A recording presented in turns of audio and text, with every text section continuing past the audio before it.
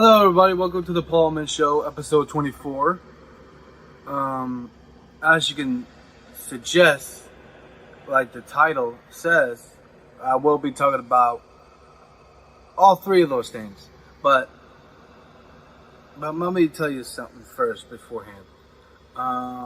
Sorry for not uploading new episodes, because I've been working alongside with another YouTuber by the name of Ram the Man, which you should go follow him on Instagram because he has a lot of cool content.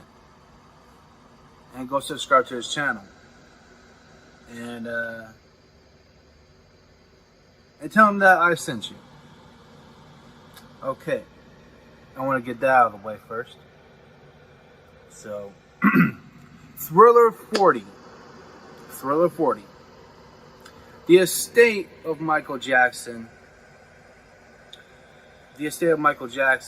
has released that statement a couple months back about doing a Thriller 40, which is the 40 years of the initial release of Michael Jackson's Thriller, which I still have the vinyl, which my sister had bought me recently. So it's a cool album. It's a really good album, along with its iconic photo.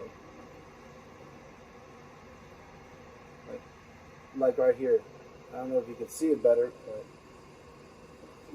but yeah, this is a good record, and I cannot wait to have play this again soon. So, and speaking of Thriller 40, they will be having, at least allegedly having, a tracks of demos which Michael was working on, and a lot of people within the MJ fandom knows that there are a lot of demos and unreleased music out there in the YouTube verse, and people can just there were a lot of them that are released, and there were some that are not. But I will be optimist. I'll be enthusiast and be more, not appropriation, but morally so. Trying to stay optimistic about this one, because we never know. That there's some that may be good, there are some maybe not so good, but overall, I hope it will be a really good thing, if they ever going to release it or not. So, yeah, and let's just hope that this time the estate will do us justice. Unlike the other album, Michael, which they have recently taken down 3 tracks that involve the Acacio tracks, with the statement saying that it has nothing to do with the Acacio tracks.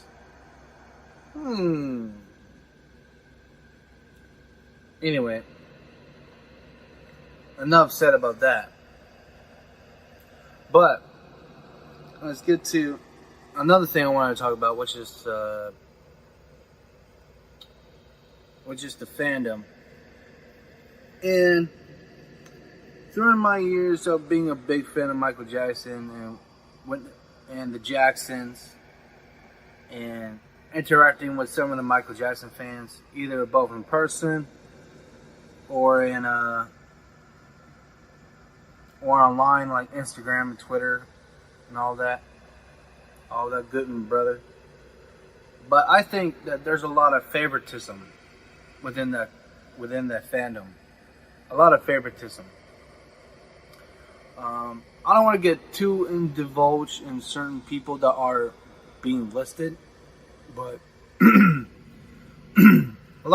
recently I have been found within the fandom that there are a lot of people that have been playing favorites with other tribute artists and all that, involving Instagram, which, if you don't know, is that Michael Trapson's Instagram Michael Trapson's Glow. Michael Trapson Glow. I don't know. I keep messing up people's names now. I'll get confused with. But my boy Michael Trapson, he had an Instagram up. He had to wait to a whole year because his very original Trapson account, Michael Trapson Official, has been taken down by other trolls and hackers, which a lot of people and I should know about because I've been hacked. My old Big Buck account has been hacked, so I had to clock up for a new one. But the reason why I was a little bit more upset than other is because that Trapson recently made that account and has been taken down again.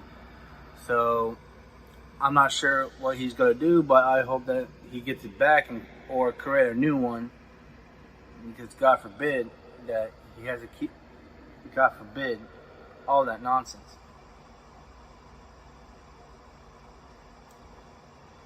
Yeah. But it's not just about him. It's not about Trapson. There are a lot of tribute artists out there who have a possible motive for using their platform, and that's their occupation as a Michael Jackson tribute artist, to talk inappropriately with underage women or boys. And if you know who they are, you know who they are. I'm not going to go way into depth. But the reason why I'm speaking like in this tone is because a lot of sexual predators are allowed to have Instagram, while meanwhile a lot of real entities of other people that they use their platforms to create their art and create their platforms and make a lot of good money to help other people and help other people use their platform for good and all that. And yet they take Trapson's account down because there are a lot of haters out there that are really hatred of some sorts. But if you know, you know. And speaking of Trapson, Michael Trapson had recently done his audition for the new Michael Jackson biopic entitled Michael, where it's set to where the film is allegedly set to the year 19 in the 1980s, with off the wall and Thriller albums. It stages up to like from 1980s to all the way to 1991, and he did audition. I think that Cam Harding, the casting director, can you please hire this man to play Michael? I am honestly 100% true to that Michael Trapson should play Michael Jackson. Hands down. I'm sorry. Hands down. Michael Trapson could pull the Thriller and Victory era off all the way up to 1991. And he does a good job doing that. And I suggest that to Trapson, like, yo, like, you should really do this. And he's like, you know it, bro. You know it, bro. You know it, bro. I'm like, yeah, man. I mean, no one's going to sugarcoat that. Michael Trapson has been paying homage to Michael Jackson and created his own entity since 2016. And that's a long time. And we're in 2022. And we're almost into the 2022s. And this man, I have a whole lot of respect for Michael Trapson. If you don't know who he is, then you must be from another planet, because this man is really good at what he does. And going back to the biopic, not to get off topic, sorry for getting off topic, but the biopics that we had over the years of Michael Jackson, there are some that are really spectacular, hands down, and some of them, well, they're just cheap and cheap knockoffs. I'm going to give you my list of my favorite biopics.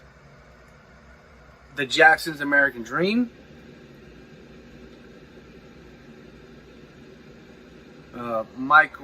Michael Jackson, Searching for Neverland, starring Navi. Oh, well, let me go back to American Dream for a second. American Dream is set with the rise of the Jackson family and Michael, and they didn't really talk about a whole lot about Janet and the other family members. But I loved it all, especially Jason Weaver, who played the young Michael, which he did a spot on job. And Wally Draper, the late Wally Draper, who did a good representation of Michael of the 80s and before and after to Victory, which is to the end, which that was his only debut because he died of leukemia, which I didn't know that till 2014, 2015, which is really sad because I thought this guy disappeared, never been seen again. But that's over said and done.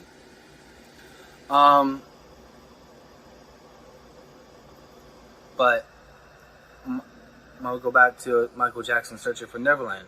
Even though that it was made for a TV movie, but I still love the biopic because it didn't really talk too much about Michael Jackson as a legacy and as a musician, but it did dive down from the eyes of two bodyguards, Bill Whitfield and Javon Beard, and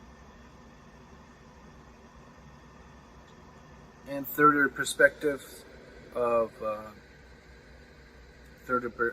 it's basically based from the eyes and their perspectives from the bodyguards themselves. And I thought that was spot on. And Navi did a good job, even though his accent got in the way half the film. But he did Michael some justice in that sense. In Lifetime, although they do have a reputation of making a horrible biopics, but I believe this one, in my own opinion, is really good because the good quality of the movie. And what do you think in the comments? Shout out in the comments on down below when you think about this whole thing about biopics and the Thriller 40 and all of that. Okay. And I hope that this upcoming biopic will be good because they have Lionsgate had the approval from not only the estate of Michael Jackson, who blessed him with the music, but also his family. Catherine, who said that Michael grew up loving musicals and extremely loving films and plays. So, with that alone, I'm sold. But we'll see when it comes out. I don't want to get too much involved in that. Okay, so going back to my at least favorite, Man in the Mirror, the Michael Jackson story. Well, VH1 in that time, they had a cheap ass production, and I will admit that. And Flex Alexander, not to criticize him, but I don't like the way how they put on clown makeup on him and all that, make him look like a clown, which I thought it was just in bad taste. And overall, but I didn't like the way how Flex portrayed him too much, make him so naive and so naive to the point where he didn't face reality, which is kind of really awful about it. But overall, Flex Alexander's portrayal of Michael was alright, but not too great, but not too horrible. It's just alright, by any means. So, yeah. this is the longest video and episode that I have ever done.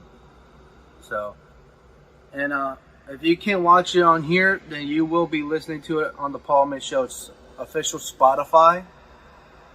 So, thank you again. I'll see or hear you in the next episode of the Paul Altman Show.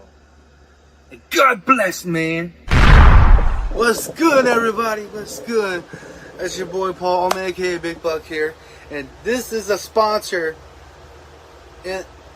from a clothing line called Jackson Privilege, where you can get your Jackson Privilege hats, either both in red or in black, which is the two colors that you can choose to pick. Also, we have not just hats, but also t-shirts, backpacks, and other accessories. If you don't feel like that you don't have the Jackson Privilege, you can get the Mike Privilege hats and shirts and other accessories required. So, yes, just if you want more about this information, about these merches and everything, go on there, follow them on Instagram, and like them on Facebook. The links will be in the description below. So, here you go. So,